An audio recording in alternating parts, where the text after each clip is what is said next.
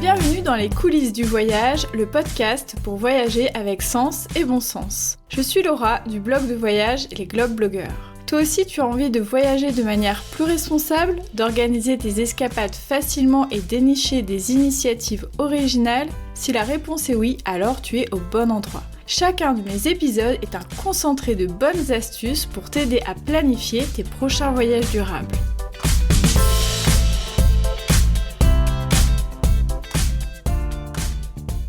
Aujourd'hui, dans les coulisses du voyage, on se retrouve pour un épisode spécial de la série dédiée à l'île de Tenerife, réalisée en partenariat avec son office de tourisme.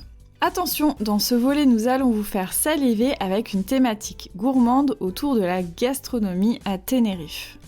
Si on connaît l'île pour ses merveilles naturelles et ses plages somptueuses, on ne sait pas toujours qu'elle propose aussi une palette de saveurs très diversifiée. Pour en parler, j'ai invité Pierre Résimond qui a créé le restaurant gastronomique de l'Eau Vive, situé entre Namur et Dinan en Belgique. Ce chef a été récompensé de 2 étoiles pour cet établissement. Il a aussi ouvert dans la région le comptoir de l'Eau Vive qui propose une cuisine située entre la brasserie et la gastronomie, avec toujours des produits de qualité et une ambiance conviviale. Il collabore aussi avec d'autres établissements, notamment à Tenerife avec l'hôtel Baía del Duque qui lui a confié la carte de son restaurant, la brasserie. Il nous explique comment il s'est retrouvé à cuisiner sur cette belle île des Canaries. Voilà comment ça s'est passé. En fait, j'avais des clients au restaurant gastronomique aux 2 étoiles qui venaient régulièrement, qui me disaient toujours, ils me parlaient toujours du Baía del Duque. Et il y a une année, je me suis dit tiens, j'irai bien quelques jours au Baía del Duque. En arrivant là-bas, j'étais vraiment très étonné par le bâtiment, le confort, ce qu'il proposait comme restaurant. Et monsieur Michel Bourriot, qui est directeur de l'hôtel et qui est belge en l'occurrence, est venu me trouver en me disant je sais que vous êtes cuisinier, restaurateur étoilé en Belgique. On envisage de refaire tous nos restaurants. Est-ce qu'éventuellement vous ne pourriez pas signer une carte avec quelques plats, signature belge? Alors, pourquoi pas, affaire à suivre. Et puis quelques mois se sont passés, j'avais plus de nouvelles. Puis un jour ils m'ont appelé en me disant on aimerait bien vous rencontrer parce que on a un projet et voilà, je dois vous proposer. Chose que j'ai faite et puis en parlant avec eux, ils me dit c'est pas 2 plats qu'on aimerait bien que vous fassiez, mais vous occupez carrément de la brasserie parce qu'on aimerait bien une grosse clientèle belge, avoir des plats un peu signature de chez vous et des plats un petit peu avec des spécialités belges. Et c'est comme ça qu'est né un petit peu la brasserie au Baía del Duque. Donc en fait, on voulait faire à la fois des plats qui soient belges, c'est-à-dire des spécialités de la brasserie de chez nous, et en même temps travailler les produits qui sont évidemment à côté du Baía, donc qui sont sur l'île de Tenerife. Donc ça, c'était le but justement de faire une association des deux, sans proposer une cuisine ni italienne ni canarienne, mais une cuisine belge, avec quand je dis belge, des spécialités comme les boulettes sauce tomate de ma grand-mère. Mais ça, c'est des plats qui sont incontournables au comptoir de l'Eau Vive à la brasserie. Il y a aussi, par exemple, des plats comme le fond du parmesan. Voilà, on le fait avec un fromage local. Donc, on essaie toujours d'adapter nos recettes avec des produits locaux. Alors justement, on va commencer par le début, c'est-à-dire les produits. Donc, est-ce que vous pouvez nous dire quels sont les produits phares, ce qu'on peut trouver à Tenerife, et puis peut-être les produits très très spécifiques à l'île? Mais en fait, les produits phares, je pense qu'il y a un incontournable, c'est la fameuse pomme de terre de Tenerife qui s'appelle la papas arrugadas. C'est une pomme de terre donc à chair jaune et à l'extérieur est noir, un petit peu comme les pierres volcaniques, on dirait. Et cette pomme de terre est vraiment super savoureuse. Donc moi, souvent, je réalise des plats avec ce produit-là parce que je trouve qu'il est tellement exceptionnel que pour moi, c'est le produit qui m'a vraiment étonné et qui est vraiment de qualité. Donc on le cuit dans l'eau de mer, eux le font soi-disant dans l'eau de mer ou nous en tout cas avec du gros sel marin. Et après on peut faire une multitude de plats avec ça c'est sûr et certain. Ensuite il y a évidemment quelques poissons puisqu'on est quand même au bord de la mer. Pas vous mentir, c'est peut-être pas les meilleurs poissons du monde parce que pour moi les meilleurs poissons c'est dans les mers froides. Mais bon, il y a le tchernet qui est quand même un poisson qui est très très très bon. Là, qui est vraiment un poisson local qu'on travaille aussi régulièrement. C'est vraiment quelque chose que j'ai vraiment adoré. Et puis, inévitablement, il y a les bananes, puisque là, on a des cultures de bananes, en veux-tu, en voilà, il y en a partout. Donc, on essaie toujours aussi de faire un plat à base de bananes dans les desserts en tout cas. Et quelque chose qui est assez exceptionnel que je n'ai pas en Belgique, il y a des producteurs de légumes, de mini-légumes, etc., qui nous livrent tous les jours au restaurant. C'est exceptionnel. Des mini-fenouilles, des mini-courgettes, des mini-carottes, mais très savoureuses, quoi. Pas uniquement le fait que le légume soit petit, mais elles sont savoureuses. Donc déjà, avec ces produits-là, ben, on est déjà pas mal. Il y a aussi le lapin, le lapin, je crois que c'est San Moreo, un truc comme ça, qui est très très connu. Donc ça, on le travaille également. Et il y a aussi quelques fromages de chèvre. Donc ça, il y a pas mal de fromages de chèvre qu'on peut travailler aussi, soit en bruschetta, ou on peut travailler aussi tout simplement dans un chariot de fromage. Alors, comment vous avez fait pour marier justement ces produits avec votre style de cuisine? Parce que ces produits, vous le disiez, un petit peu aussi différents. Comment vous avez marié ça? Peut-être vous pouvez nous donner des idées de plats? Ben, ici, par exemple, vous voyez, la pomme de terre, si on revient sur la pomme de terre, la papasse, arrugadas, ben là, je l'ai déjà travaillé, je change évidemment, les plats changent évidemment. Donc ici, je voulais la travailler un peu tiède, je l'ai travaillé avec un foie gras au torchon, avec un poivre à queue, donc très aromatique, avec une petite salade. Donc, on reste dans de la brasserie, hein. Une petite salade avec justement ces jeunes légumes qu'on a émincés très finement, avec une huile d'olive locale, et voilà, et une pointe de vinaigre de Xérès. Donc, vous voyez, par exemple, ça c'est un des plats que j'ai déjà fait. On a déjà fait la pomme de terre aussi juste écrasée, donc et je fumais le tchernay, donc le poisson tchernay, je fumais légèrement dans un fumoir à froid, et servi par exemple avec juste une huile d'olive. On essaie toujours évidemment d'avoir des plats très frais puisqu'il fait quand même assez chaud au Tenerife, quoi, qu'il y a toujours du vent, mais il y a quand même une chaleur quand même qui est constante. Donc j'essaie de me tourner en général sur des garnitures qui sont très fraîches, ou en tout cas avec beaucoup d'acidité. Donc ça c'est un petit peu le maître mot de la cuisine que je fais à l'eau vive. C'est une cuisine toujours avec beaucoup de fraîcheur, tout en respectant bien le produit. Donc je vais pas mettre 52 000 choses dedans, mais je pense que l'élément principal doit être mis en avant par un autre légume ou un autre poisson, une autre viande, mais sans écraser l'élément principal que je décide de travailler. En l'occurrence, la pomme de terre. Donc, voilà. C'est un petit peu voilà ma philosophie de cuisine. Maintenant, après, on a déjà fait travailler la pomme de terre avec la langoustine, juste grillée et snackée d'un côté. Voilà, on fait plein de petites choses. On fait une purée de pommes de terre, mais cette pomme de terre-là est un peu trop, pour moi, trop ferme que pour en faire une purée. Donc, on a une pomme de terre plutôt écrasée, qu'on fait ça avec du persil, de la coriandre, un trait de jus de citron dedans. Et ça accompagne très très bien les poissons. Voilà, des exemples que je peux vous donner. Alors, ce qui est intéressant aussi, c'est que à Tenerife, on peut trouver pas mal d'expériences de cuisine, de gastronomie différentes.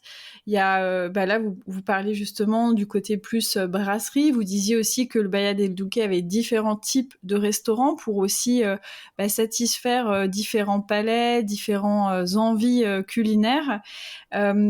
Qu'est-ce Oui. qui est spécifique à Tenerife sur la question de la gastronomie? Comment ça s'est développé? Parce que je sais que les autres îles des Canaries n'ont pas forcément cette offre diversifiée. Donc, C'est difficile à vraiment expliquer, mais c'est vrai que moi, je crois que c'est presque 8 9 ans, je suis déjà à la brasserie. Et quand je suis arrivé, il y avait juste Berasategui, Martin Berasategui, qui était dans un hôtel avec un restaurant 2 étoiles. D'ailleurs, je pense qu'il en a perdu malheureusement une. Et c'était absolument tout. Et il y avait aussi un restaurant, il y avait un restaurant aussi 1 étoile, qui était un restaurant japonais dans le même hôtel à Alabama.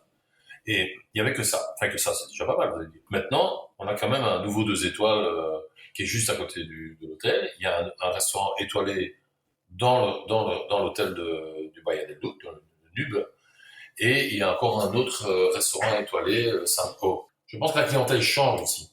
Côté de Costa Alegre, on a quand même une clientèle avec un pouvoir d'achat qui est plus important, qui recherche justement des endroits pour avoir une gastronomie fine, en tout cas pour la soirée, pour les soirées. Et le midi, je vois que les plages commencent à proposer des plats qui sont beaucoup plus attractifs, plus évolués, plus soignés, etc., qu'il y a 10 ans. Donc, vraiment, sur 10 ans, je pense qu'on a vraiment une grosse évolution de la cuisine. Mais je pense que c'est essentiellement dû à cette demande et à justement parce que la clientèle est en train de changer. Je vois qu'il y a toutes les nationalités qui sont confondues, qui sont là. Et moi, régulièrement, je tombe sur des clients belges, mais de plus en plus, et je me dis, mais enfin, c'est pas possible. J'ai l'impression que je suis en Belgique, je me promène, je tombe sur des clients de chez moi. Et qui me disent, bah oui, nous autres, on vient depuis des années, on avait arrêté de venir, mais on revient parce qu'on trouve notre équilibre. Je pense que c'est important.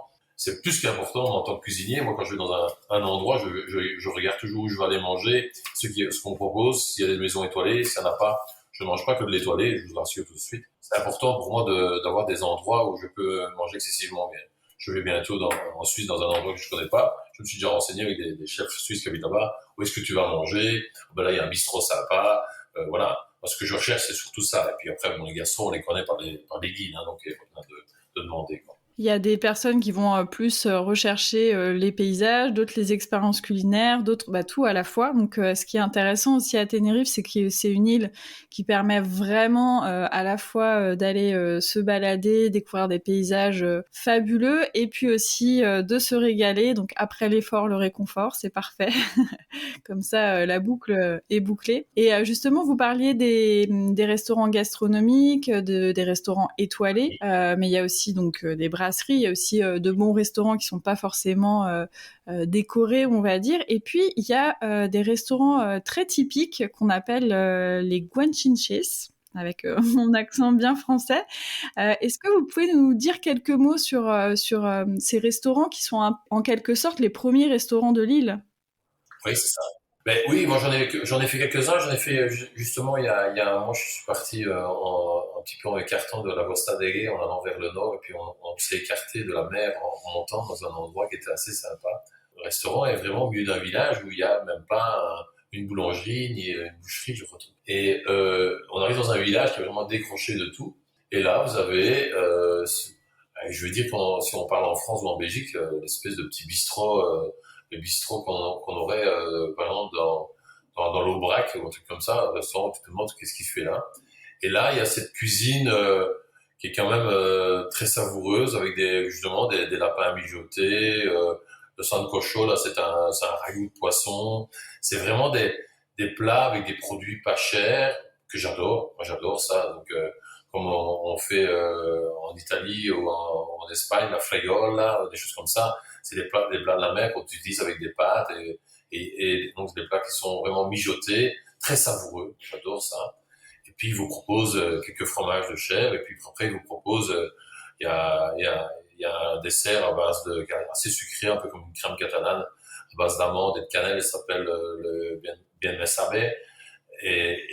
Voilà, ils proposent des choses comme ça, mais je trouve que c'est tellement enrichissant et tellement important de manger cette cuisine qui est locale et qui est très intéressante et qui nous fait un peu voyager parce que c'est le but, c'est ça, hein, je pense, quand on va dans des pays qu'on ne connaît pas, c'est pas que de goûter de la cuisine, on n'a peut-être pas envie de manger de la cuisine qui vient de Belgique, on n'a peut-être pas envie de la cuisine italienne, mais de temps en temps on a besoin d'avoir quand même du réconfort avec des cuisines qu'on connaît, mais ce qui est important c'est de découvrir justement ces maisons-là qui sont là avec vraiment des gens autochtones et qui font leur cuisine avec le cœur et voilà, tout en décontraction. Il y a un enfant qui vont servir l'apéritif, puis après il y a une dame qui sort de nulle part, qui vous débarrasse. Donc c'est assez chouette. Ouais, ouais. Et ces restaurants-là, à la base, je crois, c'était des endroits où on vendait du vin. C'est ça, hein? Ah oui, c'est ça, oui. Oui, parce qu'il y a il y a une petite production de vin locale sur l'île. Voilà, je pense voilà, c'est un peu chaud comme climat pour avoir des vins comme on aurait, je veux dire, dans Bourguignon, voilà. Mais ça reste quand même de qualité. Moi, je prends toujours un rosé, voilà. Et il y a des rosés locaux. Moi, de toute façon, quand je vais dans un endroit, j'essaie de toujours travailler avec, de manger et de boire des choses qui sont locales, parce que je trouve ça important. Et donc, c'est vrai qu'il y a une petite production de vin qui est pas trop mal. En tout cas, avec le climat qu'elle a, le rosé passe bien. Et donc au départ, ces endroits-là, donc c'était des endroits où on vendait du vin, les excédents de vin, et donc à force, c'est venu accompagné de petites choses à grignoter pour le côté convivialité, puis ça s'est développé, puis aujourd'hui c'est devenu vraiment des restaurants. Les guanchinches, moi, ça me fait penser aussi à un délice incontournable à Tenerife. C'est le moro. C'est une sauce qu'on apporte systématiquement au restaurant pour accompagner les plats. En tant que chef, je suis sûre que vous savez exactement ce qu'il y a à l'intérieur. Ben, il y a surtout, il y a de l'ail, il y a des poivrons, il y a des piments, il y a de l'huile d'olive, et puis ils la montent un peu comme une mayonnaise, en fait, un peu plus liquide, un peu plus épicée, et ils la font aussi verdée avec les poivrons verts et les piments verts. Ils en font deux sortes. C'est vraiment une sauce qui accompagne pratiquement tout le temps dans chaque plat, même avec un poisson, on la met d'office, quoi, ouais. J'ai déjà même pensé, pour vous dire, la faire chez moi, parce que je me suis dit, tiens, c'est quand même intéressant. Oui, parce que bon, vous voyez, c'est une sauce qui se marie très très bien avec des viandes grillées, donc, vous voyez, des poissons grillés. Allez, on est quand même fort du côté en France comme en Belgique, dès qu'il fait beau, on se fait des petites barbecues. Eh bien voilà, c'est une sauce qui vient vraiment bien à point, aussi bien avec une viande qu'un poisson grillé au feu de bois. Et ça donne envie d'y retourner, vous voyez, on prend pas juste un petit peu, puis non, on a envie tout le temps d'y retourner, ça sans arrêt, quoi. Donc, c'est vraiment très chouette. Oui, on a envie de finir la sauce avec les pommes de terre, on a envie de finir les pommes de terre en rajoutant un peu de sauce. Oui, oui, voilà, c'est ça. Et on a plus faim, et la pomme de terre, elle reste au milieu de la table elle vous regarde, et puis voilà. Bon, je prendrais bien la dernière pomme de terre, puis on la trempe dans la sauce, et puis voilà, c'est tellement gourmand, quoi. On a pas Exact. envie de s'arrêter. Ouais, c'est vrai. Est-ce qu'il y a d'autres spécialités à Tenerife que vous conseillez de goûter absolument si on vient en visite par ici?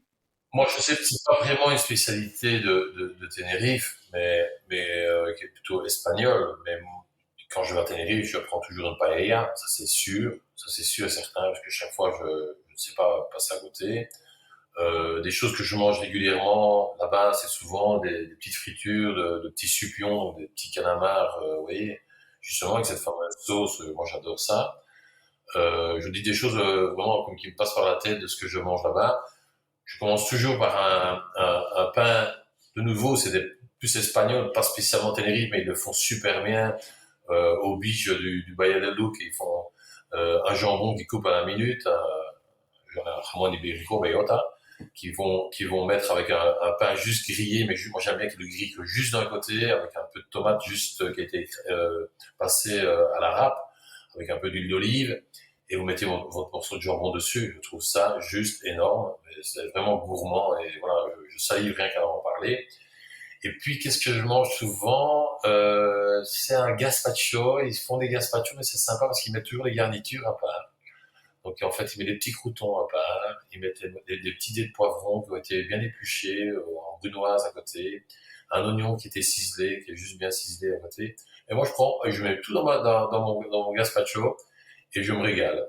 Il fait chaud, c'est frais, c'est acidulé avec le xérès, des petites garnitures, donne un petit peu de croustillant en bouche et de relief. Et c'est vraiment des choses que j'adore. Ça, c'est vraiment des choses ce que je viens de vous dire, c'est ce que je mange. À chaque fois que je vais à Tenerife, il y en a pas un que j'oublie, quoi. Donc, chaque fois, je mange un. Le jambon, souvent, le gazpacho, une fois sur deux, puis une fois une friture de poisson, et une paella. J'aime bien d'en manger une aussi, parce que je trouve qu'il y en a qui le font vraiment très très bien.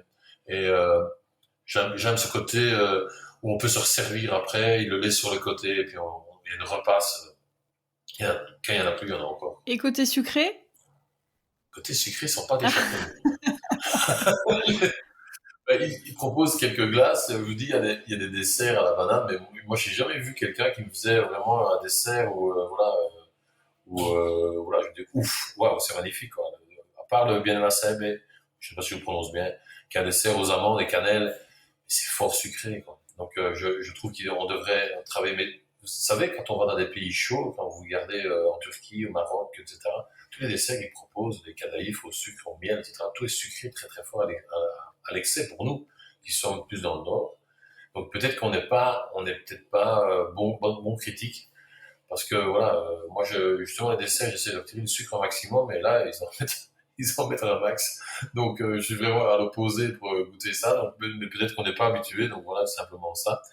On va travailler là-dessus d'ailleurs. On va essayer de faire des desserts et proposer des desserts qui sont un peu plus équilibrés, peut-être pour pourquoi pas les gens viendraient à Tenerife en disant ben voilà, on a des desserts là-bas. Parce que la banane, je pense que c'est quand c'est la bonne période, c'est vraiment super bon.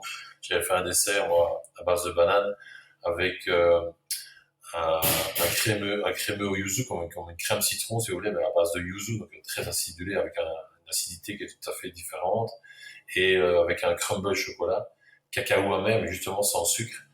Et c'était une dinguerie, quoi. Et j'avais adoré. Et je l'avais mis à la carte et ça a bien marché. On l'a retiré, on va le remettre sur moi. Oui, il y a des destinations qui sont plus sucrées que d'autres, on va dire. Je suis d'accord avec vous. Mais c'est intéressant justement de voir comment on peut prendre un produit local et puis peut-être l'adapter aux différents goûts. Parce que c'est vrai qu'à Tenerife, il y a des touristes qui viennent de partout. Donc, il faut aussi s'adapter aux différents palais, aux différentes envies. Et puis c'est vrai que la gastronomie canarienne, elle est quand même assez riche. Donc je pense que en fait, des fois, on n'a plus de place en fait, arrivé au dessert. C'est peut-être pour ça qu'il n'y a pas beaucoup de desserts aussi à Tenerife. Oui, voilà, c'est ça. Maintenant, vous savez, on fait des trucs maintenant végétales dans les desserts. Il y a un produit qu'on n'a pas parlé, qui me vient maintenant à l'idée, c'est tout ce qui est avocat. Quand c'est la période des avocats, les avocats sont magnifiques, sont plus petits que chez nous et sont vraiment cueillis à maturité. Donc on a des avocats qui sont très très bons. Et pourquoi pas faire un dessert, par exemple, avec une glace à l'avocat. Oui, on pourrait faire une glace à l'avocat avec de la banane. Je suis sûr que ça se marie super bien. On met juste du citron dans l'avocat, pour avoir une belle acidité dans le sorbet. Et quelques herbes peut-être locales, parce que là aussi, ils ont quand même pas mal d'herbes qui cultivent avec les jeunes légumes. Et on pourrait faire un sorbet végétal avec de la banane. Ça pourrait être sympa. J'aime bien l'idée comme ça. Je n'y avais pas pensé avant. Ah bah, voilà, si notre conversation peut inspirer votre prochaine carte, ce sera avec plaisir en tout cas. Quand on va à Tenerife, quand on fait un repas, il y a quelque chose qu'on peut avoir après le repas, qui est un digestif, on va dire, qui s'appelle le barraquito. Alors ça, c'est vraiment une spécialité de Tenerife. J'ai jamais vu ça de nulle part, quoi. C'est un petit peu, je veux dire, un copier-coller, mais tout à fait différent de l'Irish coffee. Donc, c'est une préparation qui est servie dans des verres qui sont assez petits, les short drinks, avec un lait concentré, du café, un alcool, je crois que c'est un alcool de planche, je ne sais même pas vous dire, 47, là, avec une écume de lait, un zeste de citron et de la cannelle. Et ça, c'est un truc à ne pas rater quand vous allez à Tenerife. Barraquito. C'est marrant que vous en parliez parce que on m'a fait goûter cette spécialité. Alors moi, je suis je suis une puriste du café. Je bois vraiment du très très bon café sans rien du tout. Donc quand on m'a présenté ça, j'étais assez dubitative. Alors c'est vrai que c'est bon, mais alors c'est un dessert en soi. Hein. Je sais pas si ça aide à digérer. De nouveau, on revient dans des choses très sucrées. Mais moi aussi, pareil, j'étais étonné, mais quand on le boit assez rapidement, c'est assez étonnant, quoi, je trouvais. Et puis cette citron derrière, c'est vraiment assez sympa. Ouais. C'est vrai que moi, je m'attendais pas à ce que ce soit bon, parce que déjà, mélanger un peu des agrumes avec du café, je trouvais pas ça très logique. Et en fait, étonnamment, c'est bon. Oui, je trouve que c'est une chose à faire découvrir à nos clients, nos touristes. C'est vrai que c'est assez spécifique, donc ça vaut le coup, effectivement, de tester. Voilà, en tout cas, on voit que à Tenerife, il y a vraiment une diversité de possibilités. Il y en a aussi pour tous les budgets, pour tous les types d'envies. C'est vrai qu'à Tenerife, il y a plein de nationalités qui se côtoient et donc toute cette cuisine-là aussi se retrouve et c'est ce qui en fait aussi une destination gastronomique. Donc je vous remercie beaucoup d'avoir partagé votre expérience. Je vous souhaite une très très belle continuation. Merci à vous et à très bientôt. À très bientôt, merci. Si vous envisagez un séjour à Tenerife, vous trouverez également plein de ressources en description de cet épisode, notamment les liens vers nos articles de blog et celui de l'Office de tourisme où vous trouverez plein de bonnes adresses à tester et toutes les informations pour préparer votre voyage. Je vous remercie énormément pour votre écoute, je vous dis à très vite pour un nouvel épisode et en attendant, comme d'habitude, n'hésitez pas à me mettre 5 étoiles et un commentaire sur Apple Podcast et toutes les applications qui le permettent comme Spotify par exemple. À très vite!